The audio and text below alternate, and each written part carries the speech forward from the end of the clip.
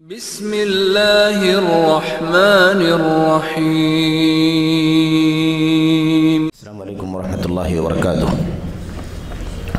الحمدللہ رب العالمین والصلاة والسلام علی اشرف الانبیاء والمرسلین نبینا محمد وعلی آلہ واصحابہ اجمعین وبعد۔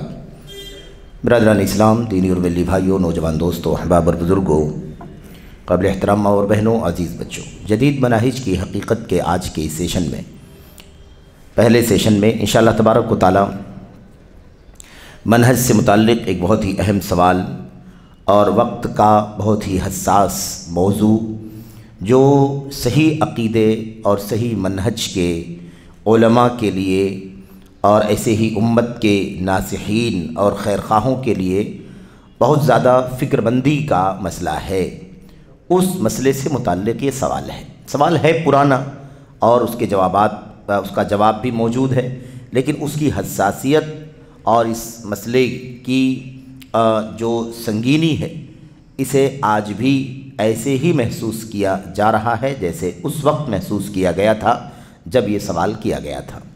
سوال نمبر 104 ہمارے سامنے ہے اور کتاب کا صفحہ نمبر 473 ہے، یہ نئے والے ایڈیشن میں۔ تو اس سوال میں سوال نمبر 104 میں پوچھا جا رہا ہے، سوال لمبا ہے اور سوال کرنے والے نے بہت ہی دکھ کے ساتھ، بہت ہی دردمندی کے ساتھ یہ سوال کیا ہے۔ کہتے ہیں، ان لوگوں کے بارے میں آپ کیا فرماتے ہیں؟ ان لوگوں کے بارے میں آپ کیا فرماتے ہیں؟ شیخ صالح فوزان حافظہ اللہ سے کہا جا رہا ہے، ان لوگوں کے بارے میں آپ کیا فرماتے ہیں جو سعودیہ سے باہر دعوت کے لیے نکلتے ہیں؟ دیکھیں، دعوت کے لیے نکلتے ہیں، فلاں ملک سے نکلتے ہیں، فلاں ملکوں میں جاتے ہیں، کسی نہ کسی ملک سے نکلتے ہیں، کسی نہ کسی ملک میں جاتے ہیں۔ یہ بھی اپنے آپ میں ایک بہت ہی حساسیت کا نقطہ ہے کہ کہاں سے نکل کر کہاں جاتے ہیں۔ سعودی عرب ایک ایسا ملک ہے پوری دنیا میں، روئے زمین پر اس وقت بھی اللہ تعالیٰ کے فضل و کرم سے اللہ تعالیٰ کمیوں کی، کوتاہیوں کی اصلاح فرمائے اور ان کی تائید فرمائے، ان کی حمایت فرمائے، انہیں توحید و سنت کے منہج پر استقامت کی توفیق عطا فرمائے۔ وہ ایسا ملک ہے جو واحد ایسا ملک ہے جس میں اللہ تبارک و تعالیٰ کی توحید، نبی کریم صلی اللہ علیہ وسلم کی سنت اور ایک منہج و عقیدہ سلف صالحین کا حکومت کے پیمانے پر پورے ملک میں سارے علماء اور اسی طرح سے فتویٰ بورڈ، ایسے ہی کبار علماء، ساری یونیورسٹیاں، سارے ادارے چھوٹے بڑے، سب کچھ ایک ہی عقیدے اور ایک ہی منہج کے حامل ہیں۔ کوئی فرقہ نہیں، کوئی ٹولی نہیں، کوئی گروہ نہیں، کسی بھی طرح کا کوئی انتشار نہیں۔ الحمدللہ پورا ملک ایک ولی امر کے تابع، اور وہی بات جو جماعت المسلمین و امامہم، مسلمانوں کی جماعت اور ان کا امام، اس حدیث کی اگر کوئی عملی تطبیق اس دور میں دیکھنا چاہتا ہے تو روئے زمین پر ایک ہی ملک ہے جسے اس کی مثال کے طور پر پیش کیا جا سکتا ہے، بس وہ ہے مملکت سعودی عرب۔ تو مسلمانوں کی جماعت پوری کی پورا ملک ایک ہی عقیدے پر، ایک ہی منہج پر، ایک ہی طریقے پر، ایک ہی اصول اور ضابطے پر، اور سب کا ایک ہی ولی امر اور حاکم، اسی کے تحت پورا ملک رواں دواں ہے، امن و عافیت، آشتی، سلامتی، ہر طرح کا وہ ملک گہوارہ بنا ہوا ہے۔ تو اب وہاں سے نکل کر کے کوئی جائے، یہاں پر کہتے ہیں سوال کہ سعودیہ سے باہر دعوت کے لیے نکلتے ہیں جبکہ وہ دوسرے سے علم حاصل نہیں کیے ہوئے ہوتے ہیں۔ علم حاصل کیے بغیر کس لیے نکل رہے ہیں؟ سعودیہ سے باہر دعوت کے لیے نکلتے ہیں۔ تو ترتیب الٹ گئی کہ نہیں الٹ گئی؟ علم حاصل کرنا ہے سب سے پہلے، عمل کرنا ہے دوسرے نمبر پر، اس کے بعد دعوت دینا ہے تیسرے نمبر پر۔ اب سوال یہ پیدا ہوتا ہے کہ علم حاصل نہیں کیے ہوئے ہیں اور بغیر علم کے سعودیہ سے باہر جا رہے ہیں، سعودیہ سے باہر جا رہے ہیں کس کام کے لیے؟ دعوت کے لیے۔ تو دعوت کے لیے پہلے جا رہے ہیں اور علم حاصل نہیں کیا ہوا ہے، ترتیب الٹ گئی۔ علم سے پہلے دعوت کا کام کرنے جا رہے ہیں، علم سے پہلے دعوت کا کام کرنے جا رہے ہیں۔ اس کے بعد لوگوں کو بھی نکلنے کے لیے ابھارتے ہیں، چلو آپ لوگ بھی چلو، جڑو، ساتھ میں آؤ، ہم سب چلتے ہیں، لوگوں کو دین کی دعوت دیں گے۔ دین کی دعوت کے لیے لوگوں کو ابھارتے ہیں، نکلنے کے لیے لوگوں کو آمادہ کرتے ہیں، اور بڑی عجیب و غریب باتیں کرتے رہتے ہیں، بڑی عجیب و غریب باتیں کرتے رہتے ہیں۔ عجیب و غریب باتیں کیا ہیں؟ عجیب و غریب باتوں میں سے یہ آگے آ بھی رہا ہے، کچھ باتیں آگے آ رہی ہیں، اور بڑی عجیب و غریب باتیں کرتے رہتے ہیں۔ ان کا دعویٰ ہے کہ جو اللہ کی راہ میں دعوت کے لیے نکلے گا اللہ تعالیٰ اسے الہام فرمائے گا۔ دیکھا آپ نے؟ یعنی جو آدمی دعوت کے لیے نکلے گا الہام فرمائے گا۔ انبیاء علیہم السلام پہلے اللہ تعالیٰ کی وحی کی روشنی پاتے تھے، بعد میں دعوت کا کام کرتے تھے۔ ایسا تو نہیں تھا کہ وہ نکل جاتے ہوں اور بعد میں الہام ہوتا ہو، بعد میں اللہ دل میں ڈالتا ہو، بعد میں وحی آتی ہو، ایسا تو نہیں تھا۔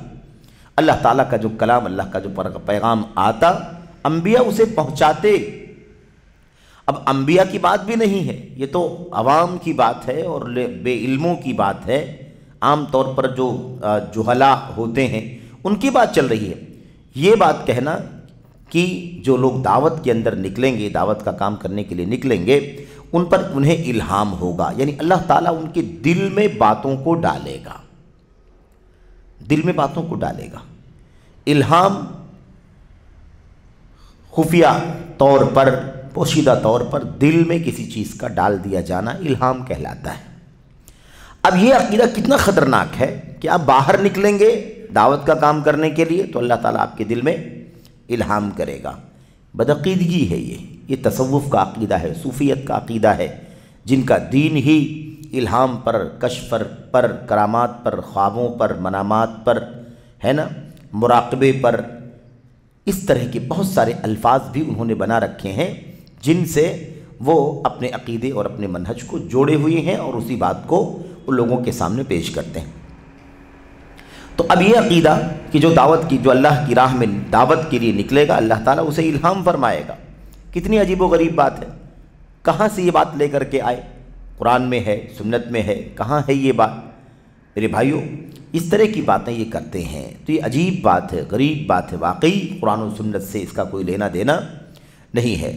ایسے ہی کہتے ہیں نیز ان کا یہ بھی دعویٰ ہے کہ علم کوئی بنیادی شرط نہیں ہے، علم کوئی بنیادی شرط نہیں ہے۔ ٹھیک ہے، علم ہونا چاہیے لیکن کوئی بنیادی شرط نہیں ہے، یعنی اصل شرطوں میں سے یہ شرط نہیں ہے کہ دعوت کا کام کرنے کے لیے علم ہونا ضروری ہے۔ تو اب جب الہام ہوگا راستے میں چل چل کر کے جہلا کو، مطلب جو علم سے کورے ہیں، جن کے پاس علم نہیں ہے، اور وہ دعوت کی راہ میں، اللہ کی دین کی طرف بلانے کی راہ میں نکلیں گے تو الہام ہوگا، یہ عقیدہ نظریہ رکھنے والے ہیں، تو آپ بتائیے کہ پھر کوئی بڑی بات ہے یہ کہنا کہ علم کوئی بنیادی شرط نہیں ہے دعوت کا کام کرنے کے لیے۔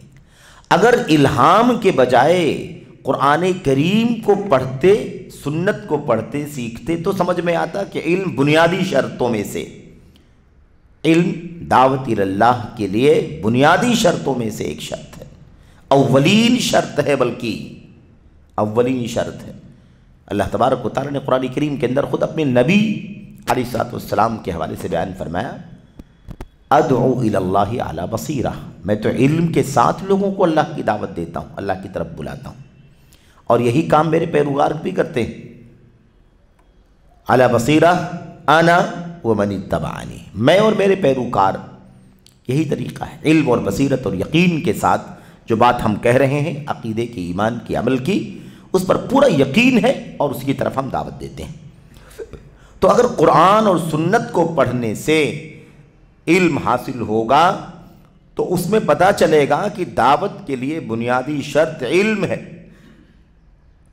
لیکن جب باہر نکل کر علم سے پہلے دعوت دینے کا کام کرنا شروع کر دیا جائے گا اور یہ کہا جائے گا باہر نکلنے کے بعد الہام ہوگا، تو اس طرح کے الہام میں یہی بات آئے گی کہ دعوت کے لیے علم کوئی ضروری کام نہیں ہے۔ تو یہ مسئلہ، سوال ایک ہے لیکن سوال کے اندر بہت سارے گوشوں کو سمیٹ لیا گیا ہے، بہت سارے پہلوؤں کو سمیٹ لیا گیا۔ ان کا یہ بھی دعویٰ ہے کہ علم کوئی بنیادی شرط نہیں ہے۔ تو یہ تو ہو گئی بات ان لوگوں کی جو ایسا کرتے ہیں۔ حالانکہ سائل کہتا ہے حالانکہ آپ جانتے ہیں کہ سعودیہ سے باہر جانے والے کو بہت سارے ادیان و مذاہب کا سامنا ہوگا۔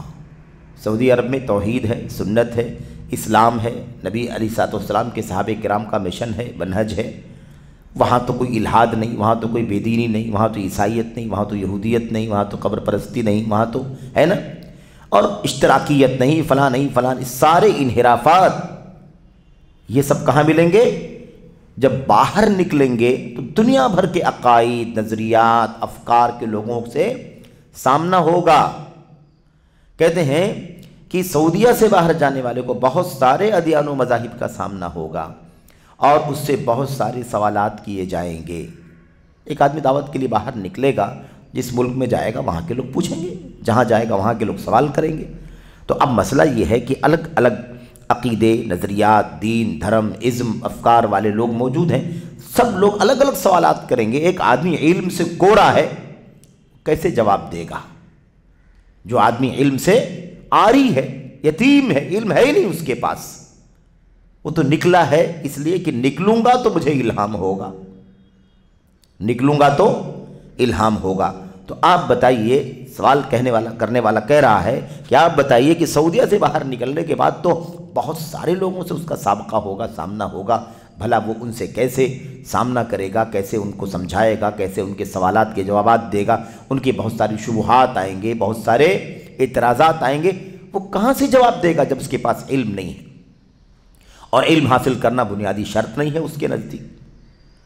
تو یہ سوال کر رہا ہے، اس سے بہت سارے سوالات کیے جائیں گے۔ شیخ محترم، کیا آپ نہیں خیال کرتے کہ اللہ کی راہ میں نکلنے والے کے پاس ہتھیار ہونا چاہیے؟ ہتھیار، یہ کون سا ہتھیار ہے؟ یہ علم کا ہتھیار ہے۔ علم کے ہتھیار سے، علم کے اسلحے سے لیس ہونا۔ علم کی، قرآن، اور علم کس کا نام ہے؟ علم نام ہے قرآن کا، قال اللہ کا، علم نام ہے قال الرسول کا، علم نام ہے قال الصحابہ کا۔ العلم قال اللہ قال رسولہ قال الصحابۃ ہم اولو العرفان ما العلم نصبک للخلاف صفاہۃ بین الرسول وبین قول فلانی۔ تو اصل یہ ہے کہ علم نہیں ہے آدمی کے پاس، علم نہیں ہے، علم سب سے بڑا ہتھیار ہے، اور اسی ہتھیار سے آدمی لیس نہیں ہے۔ کیسے وہ دعوت کا کام کرے گا؟ کیسے لوگوں سے سامنا کرے گا؟ کیسے وہ یہودیوں کے، عیسائیوں کے، مشرکین کے، ایسے ہی ملحدین کے، دہریوں کے، صوفی، دیگر بہت سارے لوگ، ان کے شبہات کا جواب وہ کہاں سے دے گا؟ کیسے دے گا؟ تو کہتے ہیں کہ اس کے پاس ہتھیار ہونا چاہیے تاکہ وہ لوگوں کا سامنا کر سکے، لوگوں کا سامنا کر سکے، سوالات کے جوابات، اشکالات، شبہات اور سارے ڈاؤٹس کو کلیئر کر سکے۔ علم کے بغیر کیسے کرے گا؟ تاکہ وہ لوگوں کا سامنا کر سکے۔ کہتے ہیں بالخصوص مشرقی ایشیا میں تو لوگ مجدد دعوت شیخ محمد بن عبد الوہاب رحمہ اللہ کی دعوت کے سخت خلاف ہیں، ہے کہ نہیں؟ آپ سوچیں سوال کرنے والا کس قدر فکر مند ہے، کتنی باریکی سے سوال کر رہا ہے کہ جب باہر نکلے گا تو مشرقی ایشیا کے ممالک بہت سارے ہیں، جس میں یہ خلیج کے ممالک بھی آتے ہیں اور اطراف کے بہت سارے ممالک آتے ہیں، تقریباً 18-20 ملک تو کم سے کم ہوں گے ہی۔ تو کہتے ہیں کہ ان ملکوں میں عام طور پر شیخ الاسلام محمد بن عبد الوہاب رحمۃ اللہ علیہ کی دعوت کے سخت مخالفین موجود ہیں، دشمنان موجود ہیں، ان سے بھی سابقہ ہوگا، اس سے بھی سامنا ہوگا۔ تو ایسی صورت میں وہ کیسے ان کے سوالات کا جواب دے گا؟ کیسے جواب دے گا؟ کیسے ان کے اعتراضات کو سمجھائے گا؟ امید کہ میرے سوال کا جواب دیں گے تاکہ سب کو فائدہ پہنچے۔ یہ تو سوال تھا میرے بھائیوں، یہ سوال کس قدر اہم ہے، اس کے اندر صوفیت کا، جہالت کا، جہالت کے ساتھ دعوت کا، الہام کے نظریے کا، اور بغیر علم کے دعوت دینے کے نتیجے میں جو خطرناکیاں، سنگینیاں سامنے آ سکتی ہیں وہ، پھر دعوت توحید کے علم بردار مجدد الدعوہ یا امام الدعوت السلفیہ اس وقت پچھلے ہے نا قریب کے پچھلے 250-300 سال کے بیچ میں شیخ الاسلام رحمۃ اللہ علیہ کی جو توحید کی دعوت کی خدمات ہیں، قربانیاں، اس کے مخالفین دنیا بھر کے اندر پھیلے ہوئے ہیں۔ آدمی باہر نکلے گا تو بہت سارے چیلنجز کا سامنا کرنا پڑے گا۔ تو بھلا ایسے لوگوں کے بارے میں آپ کی کیا رائے ہے کہ کیا بغیر علم کے دعوت کا کام کرنے کے لیے کوئی نکل سکتا ہے؟ یہ ہے سوال۔ اس سوال کے جواب میں شیخ کہتے ہیں اللہ کی راہ میں نکلنا دراصل وہ نکلنا نہیں ہے جو اس وقت یہ لوگ سمجھ رہے ہیں۔ اللہ کی راہ میں نکلنا، جب اس پر کوئی بات کرتا ہے کہ آپ لوگ جو نکلتے ہیں دعوت کے نام پر، تبلیغ کے نام پر، اور گروہ بنا بنا کر کے، آپ جانتے ہیں ٹولیاں بنا بنا کر کے، اور دنیا کے مختلف ملکوں میں کوئی ایسا بر اعظم نہیں ہے جہاں تک آپ لوگ نہیں پہنچتے ہیں، تو یہ سب کیا ہے آپ لوگوں کا طریقہ؟ علم حاصل کرنا سب سے بڑا کام ہے، پہلے علم حاصل کریں، بعد میں عمل کرنے کے بعد لوگوں کو جو پہنچا سکتے ہیں آپ پہنچائیں، اپنے حلقوں میں لوگوں کی اصلاح کریں، عقیدے کی، ایمان کی، سنت کی مخالفتیں، جو بدعت اور خرافات اور ہوائے نفس چلتا ہے اس کی اصلاح سدھار کا کام کریں۔ تو لوگ فوراً کہتے ہیں کہ صحابہ کرام بھی نکلتے تھے، صحابہ کرام نکلتے تھے، اللہ کے نبی کے صحابہ نکلتے تھے، کبار صحابہ نکلتے تھے، اور بعد کے لوگ بھی نکلتے رہے۔ اب اس طرح سے حوالے دے کر کے یہ اپنے نکلنے کو صحابہ کے نکلنے پر قیاس کرتے ہیں، یا اسی نکلنے پر اپنے نکلنے کو صحیح اور درست ثابت کرتے ہیں، جبکہ صحابہ کرام کا نکلنا کیسے ہوتا تھا؟ ایک مثال کوئی بتائے کہ کوئی صحابی نکلا اور وہ بغیر علم کے نکلا اور دعوت دینے چلا گیا، تعلیم دینے چلا گیا، سکھانے پڑھانے چلا گیا کسی قوم میں، ایک مثال کوئی بتائے۔ یا کوئی صحابی نکلتا تھا تو کیوں نکلتا تھا؟ اصل تو صحابہ کرام کا نکلنا اللہ تبارک و تعالیٰ کی توحید کو عام کرنے کے لیے، اور اس روئے زمین سے شرک اور بدعقیدگی کا خاتمہ کرنے کے لیے، اعلائے کلمت اللہ کے لیے، فی سبیل اللہ جہاد کرنے کے لیے اللہ کے نبی کے صحابہ نکلتے تھے۔ تو طلب علم کے لیے نکلتے تھے، بغیر علم کے دعوت دینے کے لیے صحابہ کبھی نہیں نکلے۔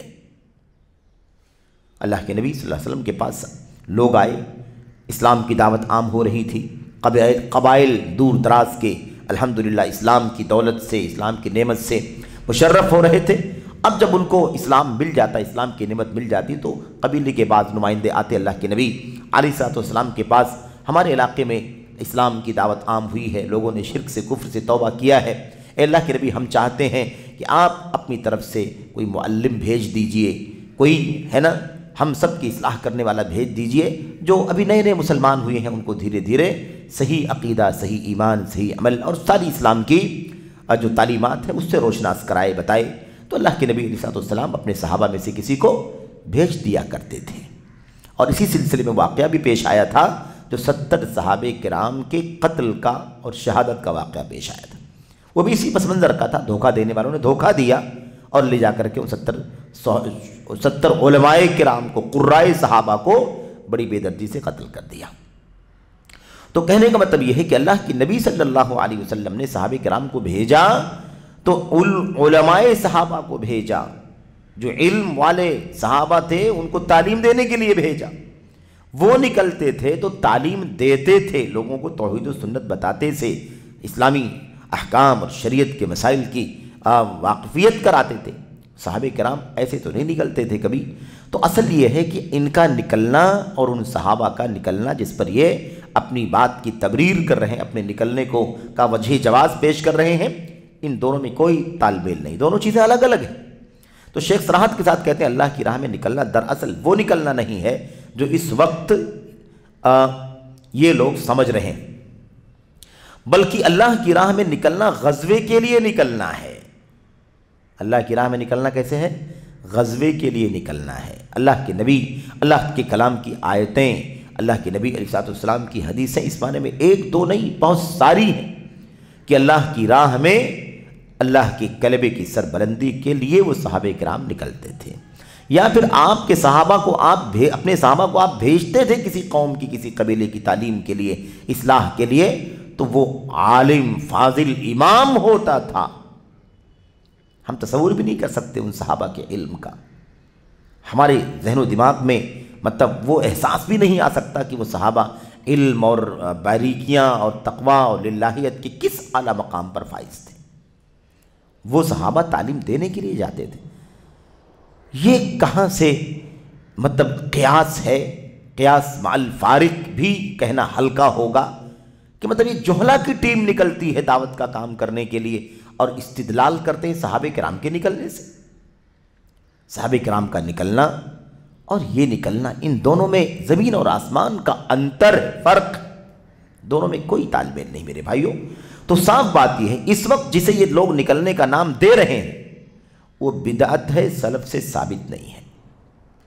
شیخ صالح فوزان حافظہ اللہ کا بہت صراحت کے ساتھ، اور ایسا نہیں کہ شیخ صالح فوزان یہ بات کہہ رہے ہیں، ابھی تو وہ باحیات ہے الحمدللہ، اور الحمدللہ اپنی پوری مطلب طاقت اور قوت کے ساتھ، ہمت کے اور حوصلے کے ساتھ الحمدللہ صحیح ایمان و عقیدے اور سلف کے منہج کو پھیلانے کے لیے پوری دنیا میں الحمدللہ جانے جاتے ہیں۔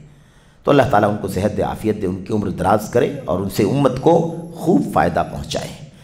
ان سے پہلے سعودی عرب کے کبار علماء، جیسا کہ بار بار علامہ عبدالرزاق عفیفی رحمۃ اللہ علیہ کا ذکر آئے گا کہ انہوں نے بہت گہرائی سے اس جماعت، جس کو جماعت تبلیغ کہا جاتا ہے، فرقہ تبلیغ کہا جاتا ہے، اس کو بہت گہرائی سے انہوں نے جائزہ لیا ہے، اور صرف خلیج میں نہیں بلکہ دیگر بہت سارے ممالک میں، افریقہ وغیرہ کے ممالک میں بھی ہے نا، انہوں نے تبلیغی جماعت کا پورا جائزہ لیا ہے کہ ان کی سرگرمیاں کیا ہیں، ان کے نشاطات کیا ہیں، ان کی دعوت کا اصل ہدف کیا ہے، وہ کیا بولتے ہیں، کیا پھیلاتے ہیں، اور صحیح ایمان و عقیدہ جو کچھ ہے اس سے ان کی دلچسپی کتنی ہے۔ یہ ان کے فتاوے، ان کے حوالے اس سوال کے جواب میں اور آگے کے سوالات کے جوابات میں انشاءاللہ بار بار آ رہے ہیں۔ اب یہاں پر کہتے ہیں کہ جسے یہ لوگ نکلنے کا نام دے رہے ہیں وہ بدعت ہے، سلف سے ثابت نہیں، سلف سے ثابت نہیں۔ اس پر حاشیہ لگا کر کے شیخ جمال نیچے لکھتے ہیں صحیح بات یہ ہے کہ فرقہ تبلیغ بدعتی فرقہ ہے۔ فرقہ تبلیغ کیا ہے؟ بدعتی فرقہ ہے، اور ان کا نکلنا اللہ کی راہ میں نہیں بلکہ الیاس کی راہ میں ہے، یعنی الیاس کاندلوی، مولانا الیاس کاندلوی جنہوں نے جماعت قائم کی ہے، وہ الیاس صاحب ہیں، مولانا الیاس صاحب ہیں، اور جنہوں نے جماعت تبلیغ کا، فرقہ تبلیغ کا نصاب مرتب کیا ہے فضائل اعمال کے نام سے 2 جلدوں میں، وہ مولانا زکریا کاندلوی صاحب ہیں۔ تو جماعت فرقہ تبلیغ یا جماعت تبلیغ کو بنانے والے جو ہیں وہ مولانا الیاس ہیں، اور جو اس کا نصاب تیار کرنے والے ہیں وہ مولانا زکریا صاحب ہیں۔ تو کہہ رہے ہیں یہ فتاوی رسائل عبدالرزاق عفیفی، اس کے اندر یہ بات موجود ہے۔ وہ کہتے ہیں کہ فرقہ تبلیغ بدعتی فرقہ ہے، اور ان کا نکلنا اللہ کی راہ میں نہیں بلکہ الیاس کی راہ۔ کیوں کہا انہوں نے کہ اللہ کی راہ میں نہیں بلکہ الیاس کی راہ میں ہے؟ اس کا معنی کیا ہے؟ اس کا معنی یہ ہے کہ جو کچھ انہوں نے اپنی دعوت میں اور اپنے یہ جو قائم کیا تھا اس کے پیچھے جو ان کی سوچ تھی، اسی سوچ کو پھیلانے پر یہ جماعت لگی ہوئی ہے۔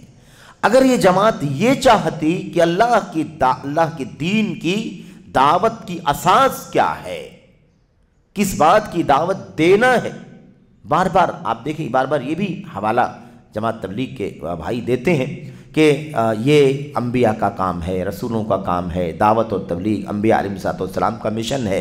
اس میں مطلب ظاہر ہے کہ 100% سچائی ہے کہ دعوت و تبلیغ یہ انبیاء علیہ السلام کا مشن ہے، لیکن یہ نقطہ سرے سے مفقود ہے کہ اگر انبیائی مشن ہے، رسالت کا مشن ہے، اللہ کے پیغمبروں نے یہ کام کیا ہے، تو آخر اللہ تبارک و تعالیٰ کی رسولوں نے، پیغمبروں نے، نبیوں نے اپنا یہ دعوت کا کام کیا کیسے؟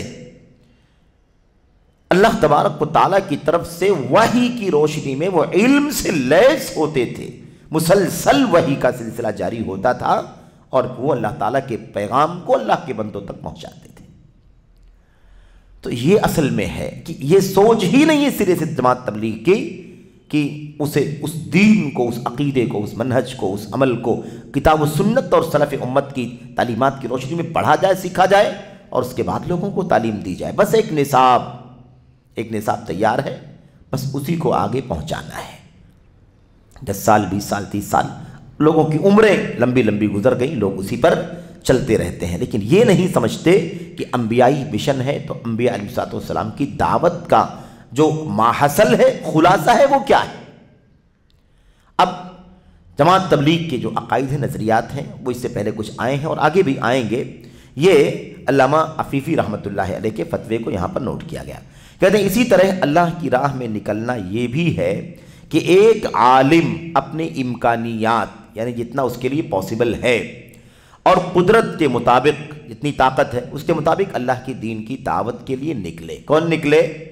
ایک عالم، علم والا نکلے نا، علم والا نکلے، علم والا جائے جہاں ضرورت ہے وہاں اللہ تعالیٰ کی دین کی دعوت دے، توحید سکھائے، سنت سکھائے، حلال و حرام کی کو بتلائے کہ حلال کیا ہے، حلال کیا ہے، کیوں ہے، حرام کیا ہے، کیوں ہے۔ یہ ساری چیزیں کس کا کام ہے؟ اگر نکلنا بھی ہے تو عالم کو، یہ اختیار کس کو ہے؟ عالم، کیونکہ دعوت کا کام کیسے ہوگا؟ اعلی بصیرہ، اعلی بصیرہ، علم کے ساتھ، بصیرت کے ساتھ، یقین کے ساتھ ہوگا۔ یہ بہت بنیادی بات ہے۔ نہ بشرطے کی، دیکھیے، بشرطے کی نہ جماعت اہل سنت کے سوا کسی جماعت کا پابند ہو، نہ ہی 40 دن یا اس سے کم و بیش کی تحدید کا، دو شرطوں کے ساتھ، دو شرطوں کے ساتھ، تین شرطیں۔ سب سے پہلے تو صحابہ کرام جو نکلتے تھے وہ جہاد کے لیے نکلتے تھے۔ دوسری بات آئی کہ وہ مختلف قبیلوں میں، مختلف علاقوں میں اللہ کی صحیح دین کی نشر و اشاعت کے لیے، تعلیم دینے، سکھانے، پڑھانے کے لیے وہ جایا کرتے تھے۔ ایسے ہی تو یہ نکلنا ہے۔ اس کے بعد دوسرا جو نکلنا ہے وہ یہی ہے کہ عالم ہو اللہ کے دین کا، اسے صحیح معنوں میں علم ہو، صحیح معنوں میں علم ہو۔ ایسے نہیں جیسے لوگوں نے طریقہ بنا رکھا ہے، لوگوں نے طریقہ بنا رکھا ہے۔ اللہ تبارک و تعالیٰ کی دین کی دعوت کا جذبہ کوٹ کوٹ کر کے بھرا ہوا ہوتا ہے، لیکن اس بات کی فکر بہت کم کی جاتی ہے کہ اللہ کی دین کی دعوت کا کام کرنے سے پہلے علم سے لیس ہونا ضروری ہے، اور علم کی بنیاد پر ہی دعوت کا کام ہو سکتا ہے۔ جس کے پاس علم نہیں وہ دعوت کا کام نہیں کر سکتا۔ جو دائی ہے وہ وہی ہو سکتا ہے دائی جو علم والا ہو پہلے، جو عالم ہے وہی دائی ہو سکتا ہے، جو عالم نہیں ہے وہ دائی نہیں ہے۔ یہ بہت بنیادی نقطہ ہے جسے جاننے کی ضرورت ہے۔ یہاں پر کچھ لوگ یہ بھی فرق کرتے ہیں کہ بھئی یہ بات کیوں کہی جاتی ہے کہ عالم ہوگا تو ہی دائی ہوگا، عالم ہی دعوت کا کام کر سکتا ہے، وہی دائی ہو سکتا ہے، کیوں ہمیں اگر ایک بات دو بات معلوم ہے تو کیا ہم اس کو نہیں پہنچا سکتے ہیں؟ دونوں باتوں میں فرق ہے۔ جس کو جو بات معلوم ہے وہ بات بتا دے، اس سے کسی کو انکار نہیں ہے، لیکن اتنی کی بنیاد پر وہ اس کا جھنڈا لے کر کے کھڑا ہو جائے یہ ممکن نہیں ہے۔ میں اس کو ایک مثال سے آپ کے سامنے واضح کرنا چاہتا ہوں۔ دیکھیے، ہم میں سے کوئی ایسا آدمی نہیں ہوگا جس کو میڈیکل سائنس کے اعتبار سے بات میں کر رہا ہوں کہ آج اس کو 10 20 25 50 دواؤں کے نام نہ معلوم ہو۔ کم سے کم 10-5 دواؤں کے نام تو ہر آدمی کو معلوم ہے۔ کوئی کہے گا کوئی تکلیف، کوئی بتائے کہ مجھے فلاں تکلیف، وہ کہے گا آپ یہ دوا کھا لیجئے، آپ یہ دوا کھا لیجئے، آپ یہ دوا کھا لیجئے، آپ نے یہ کیوں نہیں لے لی، آپ کو یہ ٹیبلٹ لے لینا چاہیے تھا، آپ کو یہ استعمال کر لینا چاہیے تھا۔ تو اب یہی ہے، جتنا معلوم ہے آپ پہنچا رہے ہیں کہ نہیں پہنچا رہے؟ آپ کو معلوم ہے کہ فلاں چیز کی دوا فلاں ڈاکٹر نے مجھے دی تھی تو مجھے آرام ہوا تھا، آپ نے کہا کہ بھی آپ بھی استعمال کر لیجئے، آپ کو بھی آرام ہو جائے گا۔ لیکن کیا اس طرح کی 10-20 دواؤں کی معلومات کی بنیاد پر کیا ہم ڈسپینسری کھول کر کے بیٹھ سکتے ہیں؟ کیا ڈاکٹر کے نام سے اپنے آپ کو پروف کروا سکتے ہیں؟ کیا ڈاکٹر کے نام سے اپنے آپ کو باور کرا سکتے ہیں کہ میں ڈاکٹر ہوں؟ جیسے سرٹیفائیڈ اور 10 سال 20 سال پڑھا ہوا ڈاکٹر آدمی جس کی زندگی میڈیکل سائنس کے پڑھنے میں چلی گئی اور اس نے اچھی خاصی ڈگری لے کر کے، علم حاصل کر کے اس نے کلینک کھولا ہے، دواخانہ ڈالا ہے، ہاسپٹل شروع کیا ہے، اور بحیثیت دائی اور بحیثیت ڈاکٹر وہ مطلب بجا طور پر وہ ڈاکٹر ہے اور وہ کام کر رہا ہے۔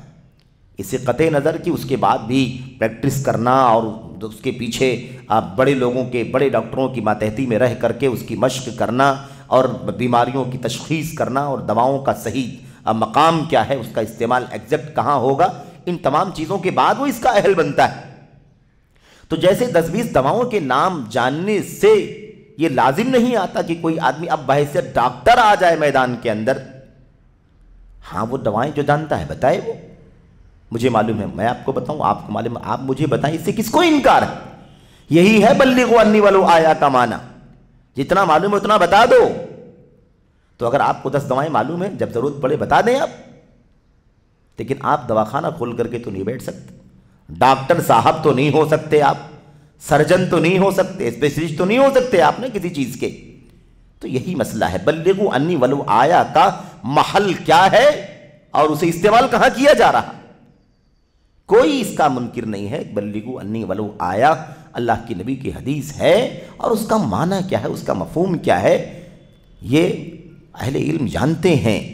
اور یہ وہ صحابہ جو ہمیشہ سے قصاص، مذکرین اور کم علم یا بے علم جو نصیحت کرنے کے لیے کھڑے ہو جاتے، دعوت دینے کے لیے کھڑے ہو جاتے، جو تقریر کرنے کے لیے کھڑے ہو جاتے، 10-20 لوگوں کو سمجھانے کے لیے کھڑے ہو جاتے، ان کے خلاف نکیر کرنے والے صحابہ سب سے اچھی طرح سے جانتے تھے کہ اللہ کے نبی نے فرمایا ہے بلغوا عنی ولو آیا، میری طرف سے پہنچا دو، چاہے ایک آیت ہی کیوں نہ ہو۔ تو جو آپ کو پتا ہوا پہنچا دیں، لیکن آپ اس نام پر بحیثیت عالم، بحیثیت دائی، بحیثیت خطیب، بحیثیت ہے نا مدرس، معلم، بحیثیت مسائل کا جواب دینے والے، یہ تو آپ نہیں بن کر کے کھڑے ہو سکتے نا، کوئی نہیں کھڑا ہو سکتا ہے کسی بھی میدان کا، جب تک وہ ایکسپرٹ نہ ہو وہ کام اس نام سے کھڑے ہو کر کے نہیں کر سکتا۔ مجھے دین کی 4 بات معلوم ہے، 4 بتا دیا کرو، میرے دوست ہیں، ملنے جلنے والے ہیں، گھر کے لوگ ہیں، پڑوس کے لوگ ہیں، جہاں آپ کے پاس علم ہے، معلومات ہے آپ کو، تو آپ جہاں بھی رہیں اس کی رہنمائی کرتے رہیں لوگوں کو۔ لیکن آپ بحیثیت دائی کھڑے ہو جائیں، بحیثیت عالم کھڑے ہو جائیں، بحیثیت خطیب کھڑے ہو جائیں، بحیثیت مدرس کھڑے ہو جائیں، بحیثیت معلم کھڑے ہو جائیں، اس کی گنجائش کہاں سے نکلتی میرے بھائیوں؟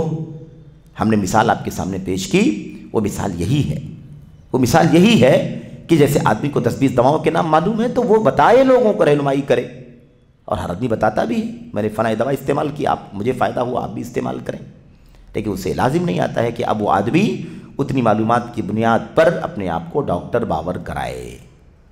تو جب ڈاکٹر نہیں باور کرا، اور یہ مثال صرف سمجھنے کے لیے ہے، مثال صرف سمجھنے کے لیے ہے، کہاں میڈیکل سائنس اور دنیاوی علوم اور کہاں اللہ تبارک و تعالیٰ کی دین کا علم اور اس کی دعوت کا مسئلہ، صرف سمجھانے کے لیے۔ یہاں جان جا سکتی ہے، یہاں آدمی کا مرض بڑھ سکتا ہے، یہاں آدمی جسمانی خطرات میں مبتلا ہو سکتا ہے، یہ ایمان و عقیدے کا مسئلہ ہے، ایمان خطرے میں پڑ سکتا ہے، عمل خطرے میں پڑ سکتا ہے، ایک آدمی حلال کو حرام، حرام کو حلال سمجھ سکتا ہے، اس کے عقیدے اور اس کے عمل کا فساد، یہ بہت بڑا خطرہ ہے۔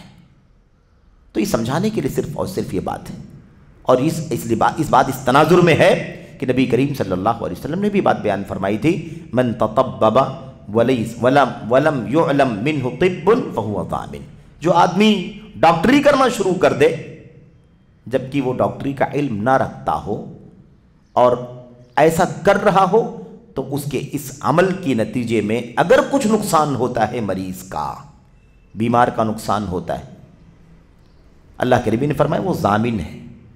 کیا مطلب؟ اس کو تاوان دینا ہوگا، اس کی آنکھ چلی گئی تاوان، اس کی سماعت چلے گی تاوان، اس کا ہاتھ شل ہو گیا تاوان، اس کی نس بلاک ہو گئی تاوان، اس کی موت ہو گئی تاوان۔ حدود، دیات اور قصاص میں اس حدیث کو علماء نے نوٹ کیا ہے۔ تو اگر میڈیکل سائنس کی اتنا خطرناک ہے، جس سے دین اور ایمان کے خطرے نہیں آتے، جس سے جسم اور جان کے خطرے آتے ہیں، تو ایمان کا خطرہ، عقیدے کا خطرہ، عمل کا خطرہ، ظاہر ہے کہ اس سے بڑا خطرہ کچھ بھی نہیں۔ تو اس لیے یہ بھی بہت زیادہ خلط ملط چلتا ہے، اور لوگ ہمیشہ یہ بات کرنا شروع کر دیتے ہیں، بشرطے کہ نہ جماعت اہل سنت والجماعت کے سوا کسی جماعت کا پابند ہو، نہ ہی 40 دن یا اس سے کم و بیش کی تحدید کا، ایسی کوئی پابندی نہیں ہے، جہاں ہے بتائے، جہاں ہے بتاتا رہے۔ یہ تعین تحدید کرنا، اس میں تو اور زیادہ خطرہ ہے۔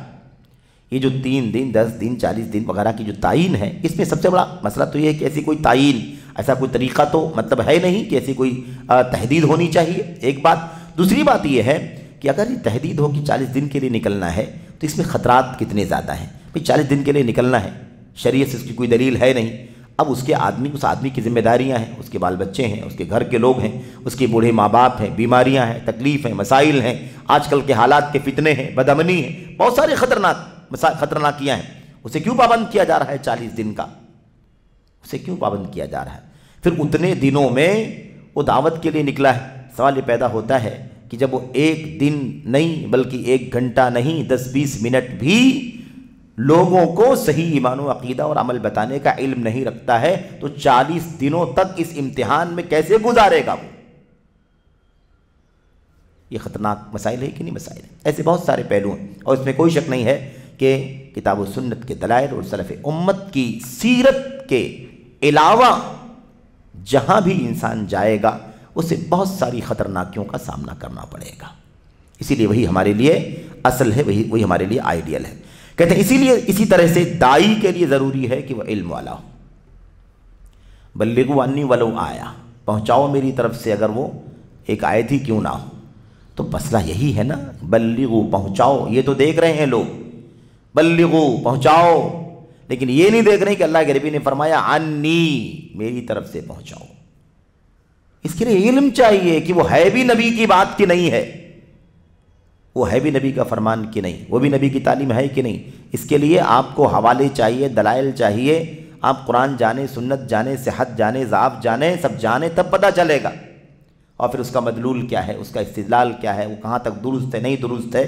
یہ ساری چیزیں جب تک اللہ کے نبی صلی اللہ علیہ وسلم کی طرف سے ہونے کا پورا یقین نہ ہو جائے تب تک آپ نہیں پہنچا سکتے, تب تک آپ نہیں پہنچا سکتے. بلغوا انی میری طرف سے پہنچاؤ. اللہ کے نبی علیہ السلام کی طرف. ظاہر ہے کہ اب آپ کی سنت کا علم ہونا چاہیے کہ نہیں ہونا چاہیے, جس سے آپ کو پتہ چلے کہ واقعی یہ بات, یہ فرمان جو میں پہنچانے جا رہا ہوں واقعی وہ نبی کریم صلی اللہ علیہ وسلم کی ہے, اور میں اس ادائے امانت کے طور پر اس کو پہنچا رہا ہوں. اپنی طرف سے کوئی چیز پہنچانے والا نہ بن جاؤں, بے سر پر کی پیر کی کوئی چیز پہنچانے والا نہ بن جاؤں. یہ ہماری ذمہ داری. تو اسی طرح داعی کے لیے ضروری ہے کہ وہ علم والا ہو. جاہل ہوتے ہوئے اللہ کے دین کی دعوت دینا, اللہ کے دین کی دعوت دینا کسی انسان کے لیے جائز نہیں. ضروری ہے دعوت کے لیے کہ کیا کریں, علم حاصل کریں. علم والا ہونا ضروری ہے. جاہل ہوتے بھی اللہ کے دین کی دعوت دینا جائز ہی نہیں ہے. آیت کریمہ معروف سورہ یوسف کی آیت نمبر 108, اللہ تعالیٰ نے فرمایا قل ھذہ سبیلی ادعو الی اللہ علی بصیرہ, بتا دیجئے یہ میرا راستہ ہے توحید کا, سنت کا. میں اور میرے صحابہ, میرے متبعین اللہ کے دین کی طرف لوگوں کو بلا رہے ہیں علم کے ساتھ. اگر یہ علم کی شرط ہٹا دی جائے تو دعوت کا کیا حال ہوگا میرے بھائیوں. علم کی شرط, اس لیے سوال میں کیا کہا, یہی کہا نا کہ دعوت دینے والے, تبلیغ کرنے والے جو بھائی ہیں جو سعودیہ سے نکلتے ہیں باہر تبلیغ کے لیے جاتے ہیں, ان کا کہنا ہے کہ علم کوئی بنیادی شرط نہیں ہے. سوال ہی پیدا ہوتا ہے علم کی شرط نہیں ہے یا بنیادی شرط نہیں ہے تو بغیر علم کے آپ پہنچانا کیا چاہتے ہیں, کیا پہنچانا چاہتے ہیں؟ بغیر علم کے آدمی کیا پہنچائے گا. علم تو ایک دم بنیادی شرط ہے. جس سبجیکٹ کو بھی پہنچانا ہو اس کا علم ہونا چاہیے. دین کی دعوت کو ابھی سمجھنے کے لیے دین کی دعوت کو ابھی چھوڑ دو, رک جاؤ. ایک آدمی سائنس پہنچانا چاہتا ہے, سائنس کی معلومات دینا چاہتا ہے. اب بتائیے سائنس کا علم اگر نہیں ہوگا تو سائنس کی دعوت کیسے دے گا وہ. جغرافی پہنچانا چاہتا ہے, بتائیے کہ جغرافیہ کا علم کیسے پہنچائے گا اگر اسے جغرافیہ کا علم خود نہ ہو. حساب ہے اور دنیا کے علوم ہیں. سوال یہ پیدا ہوتا ہے کہ علم تو لازماً چاہیے, ابلاغ اور تبلیغ سے پہلے تو معلومات ہونی چاہیے, علم ہونا چاہیے. تو کوئی بھی علم دنیا کا بغیر علم کے نہیں پہنچایا جا سکتا, دعوت نہیں دی جا سکتی. تو بھلا اللہ تبارک و تعالیٰ کی دین کی دعوت بغیر علم کی کیسے دی جا سکتی ہے. آدمی دے گا کیا, پہنچائے گا کیا, جب اسے اصل نصاب کا, اصل مادے کا ہی پتہ نہیں ہے, علم نہیں ہے جس طرح سے اسے علم ہونا چاہیے. آپ کہہ دیجئے کہ میری راہ یہی ہے, میں اللہ کی طرف بلا رہا ہوں بصیرت کے ساتھ, علم کے ساتھ. بصیرت کے معنی کیا ہے, علم, علم ہے, یقین ہے. اور ایسے ہی بصیرت اصل میں علم پلس کا نام ہے, یعنی علم سے زیادہ اور زیادہ گہرائی ہے نا, اور زیادہ گہرائی. حالات, ظروف, مخاطب کون ہے, مخاطب کون ہے, مسلم ہے, نان مسلم ہے, غیر مسلم ہے, تو کس عقیدے کا ہے, دنیا کے اسلام سے نسبت رکھنے والے فرقوں سے تعلق رکھتا ہے تو کس فرقے کا, اس کی شبہات کیا ہیں, اس کے بعد عقائد کیا ہیں، نظریات کیا ہیں، ان تمام چیزوں کو پورے طور پر جان کر کے دعوت کا کام کرنے والا ہوگا تو اعلیٰ بصیرہ مانا جائے گا۔ تو اپنا مادہ جو پہنچانا ہے اس کا گہرا علم، اور پہنچایا جس کو پہنچانا ہے اس کی پوری معلومات، اس پوری فقہ ہونی چاہیے، تاکہ آپ کی دعوت کارگر ہو، مؤثر ہو اور جگہ پر ہو، اصل جگہ سے ہٹ نہ جائے۔ یعنی علم کے ساتھ، کیونکہ داعی کے لیے ضروری ہے کہ جس چیز کی دعوت دے رہا ہے اسے اس کا علم ہو، اسے اس کا علم ہو، یعنی وہ جانے کی واجب، مستحب، حرام اور مکروہ کیا ہے، نیز یہ بھی جانے کہ شرک، گناہ، کفر، فسق، نافرمانی وغیرہ کیا ہے۔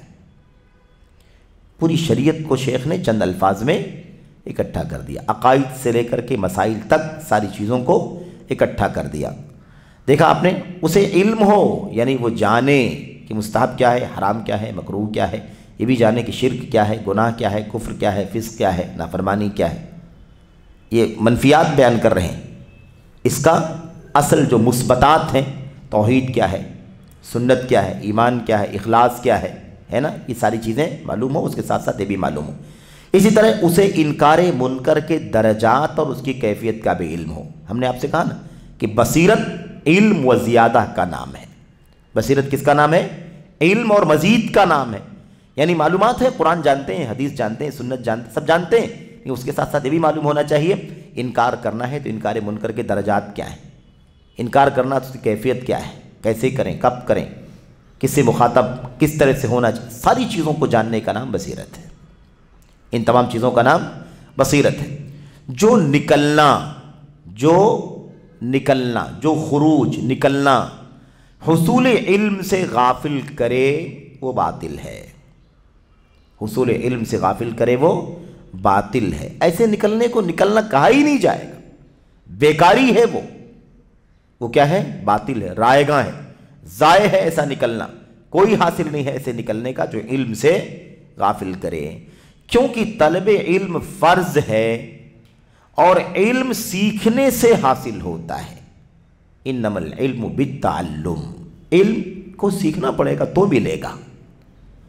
اب لوگ توحید، اللہ تبارک و تعالیٰ کی توحید کا علم عمر بھر میں کبھی حاصل نہیں کرتے اور کہتے ہیں کہ ہمیں معلوم اللہ کے بارے میں، اللہ ایک ہے۔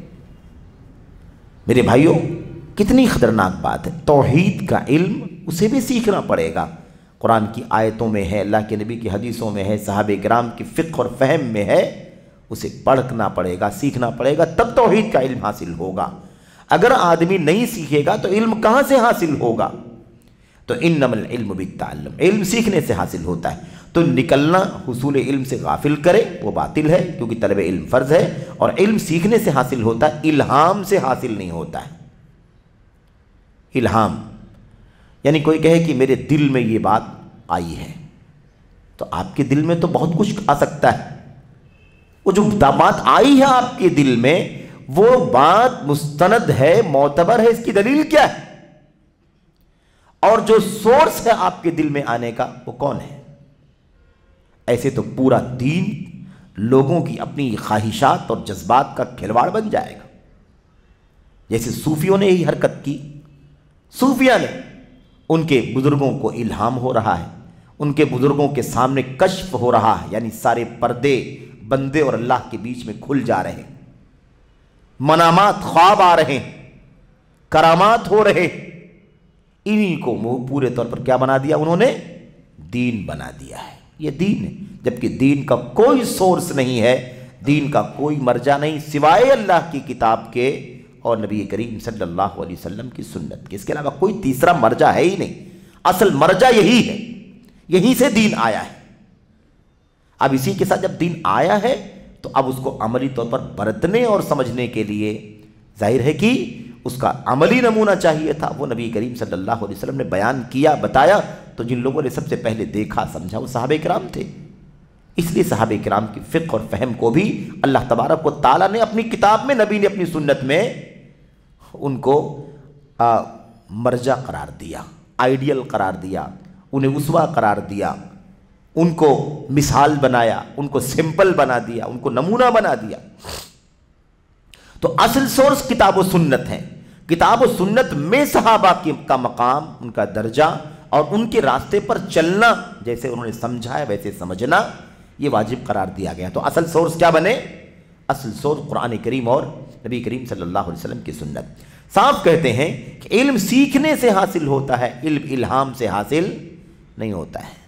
میرے دل میں آیا، میری طبیعت میں آئی، میرے ذہن میں آیا، یہ تو آپ کے ذہن ہے نا، آپ کی دل کی چیز ہے، آپ کی سوچ کی چیز ہے۔ اس کا اللہ تبارک و تعالیٰ کی دین سے کیا تعلق ہے؟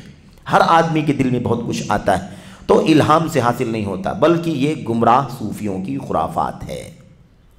الہام کیا ہے؟ گمراہ صوفیوں کی خرافات ہے۔ صوفیہ ہیں، گمراہ ہیں، اور ان کی خرافات میں سے خرافات یہ بھی ہے کہ وہ ہر چیز کو ثابت کرنے کے لیے الہام کا حوالہ دیتے ہیں، الہام کا حوالہ دیتے ہیں۔ تو یہ الہام جو ہوتا ہے، یہ الہام دین کا سورس نہیں ہے، الہام دین کا سورس نہیں۔ خواب، منامات، یہ سب دین کے سورسز نہیں ہیں، چاہے وہ کتنا بھی بڑا آدمی بیان کرنے والا ہو، کتنا بھی نیک ہو، متقی ہو، پرہیزگار ہو، وہ کسی بھی صورت میں اس کی باتوں کا کوئی اعتبار نہیں۔ صرف اور صرف اللہ کے نبی محمد صلی اللہ علیہ وسلم نے کیا کہا تھا؟ ان روح القدس نفث فی روحی ان نفسا لن تموت حتی تستکمل رزقها وتستقبل اجلها۔ اللہ کے نبی نے فرمایا روح القدس یعنی جبریل علیہ السلام تشریف لائے اور انہوں نے میرے دل میں یہ بات ڈالی۔ تو یہ بات نبی کی ہے نا، یہ بات نبی کریم صلی اللہ علیہ وسلم کی، یہ معتبر ہے۔ بس اللہ کے نبی کے سوا ابو بکر کہیں مانا جائے گا؟ میرے دل میں آیا، نہیں مانا جائے، اس لیے کسی کا اعتبار نہیں ہے، صرف اعتبار اللہ کے نبی صلی اللہ علیہ وسلم کا، اور آپ کی طرف آنے والی وحی کی جتنی شکلیں ہیں وہ شکلیں آپ صلی اللہ علیہ وسلم کو حاصل ہیں، اسی کا اعتبار ہے۔ تو آپ صلی اللہ علیہ وسلم کے سوا کسی کے بارے میں یہ بات کہنا کہ دل میں آیا، الہام ہوا، ایسا کچھ بھی نہیں ہے، اس کا کوئی اعتبار نہیں۔ تو ایسے نہیں ہوگا کہ راستے پر نکل جائیں دعوت دینے کے لیے اور اس کے بعد کہیں راستے میں نکلیں گے، پہلے نکلو تو صحیح، تب تو اللہ تعالیٰ تمہارے دل میں ڈالے گا۔ ایسے نہیں ہوتا، اور لوگ بہت اصرار کرتے ہیں، جیسا کہ ہم نے دیکھا اتفاق کبھی کبھی ہوتا ہے مسجدوں میں نماز پڑھنے کا، تو اس طرح کی چیزیں سننے دیکھنے کو ملتی ہیں۔ اس قدر اصرار کیا جاتا ہے نکلنے کے لیے کہ بھائی نکلو، اور باقاعدہ ان سے حامی بھروائی جاتی ہے، اور ہاتھ اٹھوائے جاتے ہیں نکلنے کے لیے، حامی بھرو، کون کون نکلے گا، فلاں فلاں تاریخ کو فلاں فلاں جگہ نکلنا ہے۔ میرے بھائیو، کاش نکلنے کے بجائے وہی مسجد میں بیٹھ کر کے اللہ کی کتاب اور نبی کی سنت کا علم حاصل کرتے۔ نکلنے کا کام کہاں ہے؟ ابھی نکلنے کا وقت نہیں آیا، بلکہ آپ کا کام ہے کہ آپ علم حاصل کریں، اور نکلنا بھی ہے تو علم حاصل کرنے کے لیے نکلیں۔ جائیں علماء کی مجلس میں، جائیں مدارس کے اندر، جائیں جامعات کے اندر، جائیں علمی حلقات کے اندر، جائیں علماء کی محاضرات میں بیٹھیں، ان کے دروس میں بیٹھیں، سیکھیں، علم حاصل کریں، جو سچ مچ اللہ کی کتاب اور نبی کی سنت اور سلف امت کے منہج کی تعلیم دینے والے علماء ہیں۔ یقیناً آپ اس کے لیے نکلیں، لیکن اس طرح سے علل جہل، جہالت پر باہر نکلنا اور دعوت کے کام کرنے کے لیے نکلنا، اس کی کوئی اساس، اس کی کوئی بنیاد اللہ تبارک و تعالیٰ کے دین میں نہیں۔ یہاں تک اصرار کیا جاتا ہے کہ بھئی اگر آپ نکلتے ہیں، اگر آپ نکلیں، آپ کو جتنی فرصت ہو، آپ 10 دن کے لیے نکلیں، 3 دن کے لیے نکلیں، 1 دن کے نکلیں، لیکن ضرور نکلیے۔ اگر نہیں کوئی تیار ہوتا ہے تو اسے یہاں تک کہا جاتا ہے کہ کم سے کم نیت تو کیجئے کہ نکلیں گے۔ آج نیت کریں گے تو کل نکلیں گے بھی۔ اور ایک جگہ تو ہم نے سنا کسی شخص نے یہی بات تاکید کرتے، نکلنے کی تاکید کرتے کرتے کسی تبلیغی جماعت کے بھائی نے کیا کہا کہ نیت کرو کم سے کم، کیونکہ نیت کا مقام عمل سے زیادہ ہے۔ اور اس حوالے سے ایک روایت بھی اس نے پڑھ دی، نیت المؤمن خیر من عملی، نیت المؤمن خیر من عملی، مومن کی نیت اس کے عمل سے بہتر ہے۔ اور آپ جا کے تلاش کریں گے تو آپ کو ضعیف اور موضوعات ہی میں یہ روایت ملے گی، بے سند، بے اصل روایت، غیر مستند روایت۔ اس طرح سے اپنی باتوں کو تائید کرنے کے لیے بھئی مومن کی نیت اس کے عمل سے بہتر ہے، یعنی کیا مطلب؟ اس روایت کو اگر صحیح معنی میں اگر لیا جائے تو اس کا معنی دوسری روایت کی روشنی میں یہ بنے گا کہ مومن کی نیت اگر ہوتی ہے، صحیح نیت ہوتی ہے، وہ عمل کرنے کی نیت کرتا ہے کہ فلاں نیکی کا کام کروں گا میں، لیکن اگر وہ عمل نہیں کر پاتا ہے تو اس نیت پر ہی اللہ تعالیٰ اسے اجر عطا فرما دیتا ہے۔ تو عمل سے بہتر ہوا کہ نہیں نیت کرنا؟ عمل سے بہتر ہوا کہ عمل نہیں بھی کر سکا لیکن اس کی نیک نیتی پر، اس کے سچے ارادے پر اللہ تعالیٰ اس کو ثواب دے دیتا ہے۔ تو اس طرح سے، لیکن یہ روایت بہرحال ضعیف ہے، ناقابل اعتبار ہے، اسے بھی پیش کر کے لوگوں کو اس طرح سے ورگلایا جاتا ہے۔ آخری بات کیا ہے؟ کہتے ہیں الہام سے حاصل نہیں ہوتا بلکہ گمراہ صوفیوں کی خرافات ہے، کیونکہ علم کے بغیر عمل کرنا گمراہی ہے، اور سیکھے بغیر حصول علم کی لالچ کرنا محض جھوٹا وہم ہے۔ ایک آدمی علم کو حاصل کرنے کے لیے سیکھنے کا راستہ نہ پکڑے اور دوسری امیدیں لگا کر کے بیٹھے کہ مجھے ایسے حاصل ہو جائے گا، مجھے ایسے حاصل ہو جائے گا، میرے دل میں آ جائے گا، ایسا باہر نکلوں گا تو فضیلت اتنی ہے نکلنے کی کہ میرے دل کے اندر علم ڈال دیا جائے گا۔ شیخ صالح فوزان کہتے ہیں کہ جھوٹا وہم ہے، یہ جھوٹا وہم ہے، کیوں بلا وجہ اس پر تکیہ کر کے بیٹھے ہو؟ ایسا نہیں ہوتا، ایسا نہیں ہوتا کہ آپ باہر نکلیں اور بہت آج کی آپ کی نیت ہے کہ میں اللہ کے دین کی دعوت دوں گا تو راستے میں ہی آپ کے سینے کو علم کے خزانے سے بھر دیا جائے۔ ایسا نہیں ہوتا، یہ جھوٹا وہم ہے۔ آدمی کوئی سوچ کے بیٹھا ہوا ہے تو وہ نادانی کا کام کر رہا ہے۔ علم ایسے نہیں ہوگا، علم کو سیکھنا ہی پڑے گا۔ اسی لیے قرآن کریم میں، سنت میں جا بجا بار بار علم کی تعلیم کی، پڑھنے کی، سیکھنے کی ترغیب دی گئی ہے۔ تو میرے بھائیو، یہ بات تو ہم لوگ کر رہے ہیں جماعت تبلیغ کی کہ بغیر علم کے دعوت کا کام نہیں ہوگا، لیکن ایسا نہیں ہے کہ کوئی کسی جماعت سے کسی کو کوئی دشمنی ہے۔ ایک عام اصول ہے یہ شریعت کا کہ علم سب سے پہلے ہے، العلم قبل القول والعمل۔ اس بات کا بیان امام بخاری نے باب قائم کیا، باب العلم قبل القول والعمل۔ علم حاصل کرنا ضروری ہے قول اور عمل سے پہلے، بولنے اور عمل کرنے سے پہلے، زبان کھولنے سے پہلے، عمل کرنے سے پہلے آپ کو کیا کرنا ہے؟ علم حاصل کرنا ضروری ہے۔ اور بہت ساری آیتیں جو انہوں نے قرآن کریم کی ہیں وہاں شروع میں ہی ذکر کیا ہے۔ تو علم پہلے ہے، بعد میں آپ کو عمل اور قول اور دعوت کی آپ کا کام شروع ہوگا۔ تو یہ مسئلہ صرف اور صرف جماعت تبلیغ کا نہیں ہے۔ آج حالات ایسے بن گئے ہیں کہ بہت سارے لوگ بس اسی جذبہ دعوت کے نام پر دعوت کا کام کرنا چاہیے، تبلیغ کا کام کرنا چاہیے، امت گمراہ ہو رہی ہے اس لیے ہم کو باہر نکلنا چاہیے، ہے نا۔ اب آدمی جیسے تیسے جذبے، حوصلے، نیت، اخلاص کے ساتھ نکل پڑتا ہے، لیکن علم کی جو اصل دولت ہے، علم جو سب سے بنیادی شرط ہے، اس سے وہ کوڑا ہوتا ہے، اور اس کو جذبہ ہے علم حاصل کرنے کا نہیں بلکہ دعوت دینے کا۔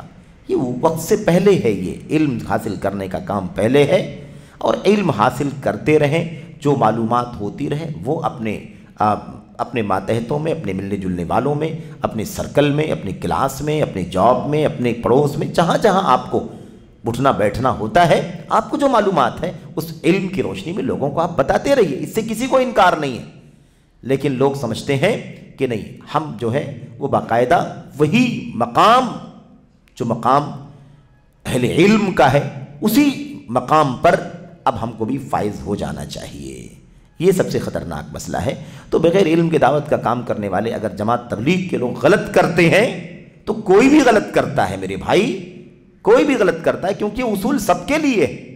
کسی کے لیے حق نہیں پہنچتا کہ بلا علم وہ میدان دعوت پر آ جائے، بلا علم یا بلا بصیرت وہ داعش کا خطیب بن جائے، ممبر پر آ جائے، مسئلہ بتانا شروع کر دے، ہے نا، اور چینل بنا کر کے ساری دنیا کے سامنے اپنی دعوت کا کام لوگوں کے سامنے پھیلانا، پیش کرنا شروع کر دے۔ یہ درست نہیں ہے، کیونکہ اس میں خلط ملط ہے، اور ہمارے ماضی کے ادوار گزرے ہیں، خلافت بنو امیہ، خلافت بنو عباسیہ کے دور میں باقاعدہ اس قسم کی حرکتیں کرنے والوں کو پکڑ کر کے ولی امر سزا دیا کرتا تھا، ولی امر سزا دیا کرتا تھا۔